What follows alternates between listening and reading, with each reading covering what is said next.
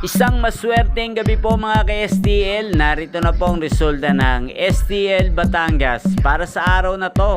3rd draw November 5, 2024. Araw ng Martes. Naway ang mga natayaan nyo pong mga numero kanina ay manalo nawa ngayong gabing ito. 8:30 PM. Kaya kunin nyo na po ang mga tickets. Narito na po ang resulta.